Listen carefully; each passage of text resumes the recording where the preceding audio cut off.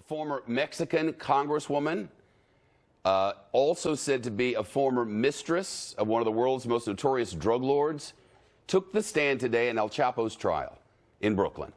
And before that, the court heard from a drug enforcement agent who helped capture El Chapo back in 2014.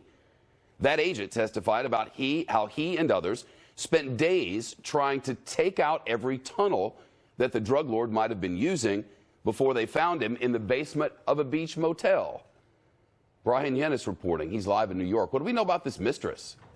Shep, our courtroom producer reports Lucero Sanchez, one of El Chapo's mistresses, began testifying at 2 p.m. in Brooklyn federal court today. She walked in wearing a blue prison uniform and long rumored to be El Chapo's girlfriend. The 29-year-old told the court today that she started her relationship with Joaquin El Chapo Guzman in 2011. She was just 21.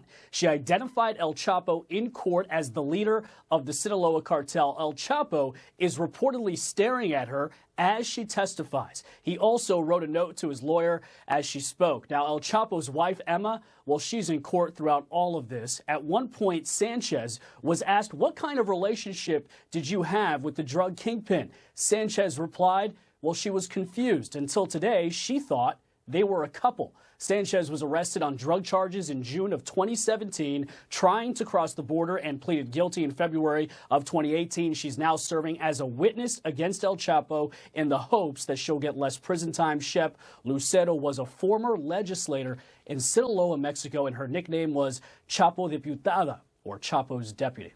Shep. Brian Yennis, live in New York. Thanks. Bob Bianchi's here, criminal defense attorney and former prosecutor. Wow. Yeah, Shep.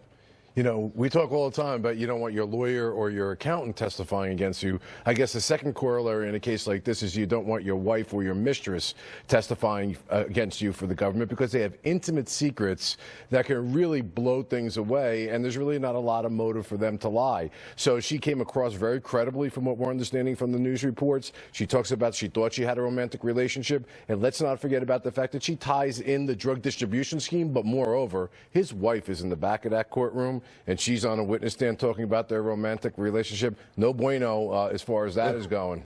You know, a couple of days ago, we get testimony from someone who says, yeah, the cartel under El Chapo paid off the Mexican leader, Pena Nieto, gave him $100 million. To hear it on the stand was quite something, but that's an open secret down in Mexico.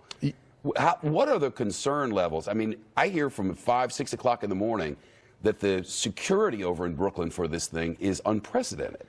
Shep, it is probably the most breathtaking corruption scheme at the highest levels, from the president, if it's to be believed, to the federal drug enforcement authorities in Mexico, state and local police that were frustrating the United States from even being able to capture them at certain times, turning them away, judges being bribed. It went everywhere. So this is like something that you really can't believe. And I got to be honest with you, these agents that went in there and interdicted and are testifying right now, I got to tell you, I've seen mob cases. I've been involved in mob cases, things of that nature. This is the real deal, because these guys up and down have a lot of money to buy a lot of power, if it's to be believed. What with the pace of the trial, when do we think we might get to the end of this thing? Any idea? You know, I think they're getting towards the end with respect to these kinds of witnesses. We're not going to hear from El Chapo, right? You know, the defense actually did something very interesting. They put El Chapo on a witness list, which is very unusual. Said, we don't know if he's going to testify, but he may be a witness. But I think it would be insane to do that, because then the prosecution could take all that other evidence that they've already gotten,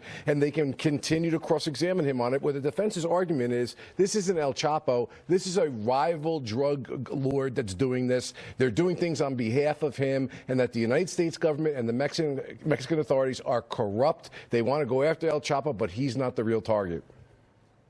He gets on the stand, he could blow that. Yeah, that's quite a tale there. I mean, would require a lot of people involved in a huge conspiracy. Especially because the defense attorney is cross-examining El Chapo about the fact that apparently Pena Nieto, if it's to be believed, wanted $250 million, and that they negotiated it down to $100 million. Why would the defense be bringing that out? Because it shows your guy, your client, has $100 million to pay off the Mexican president. That, to me, seems counterintuitive to say he's an innocent. Well, it doesn't sound like they have a lot of routes to travel here. Bob, thanks. After our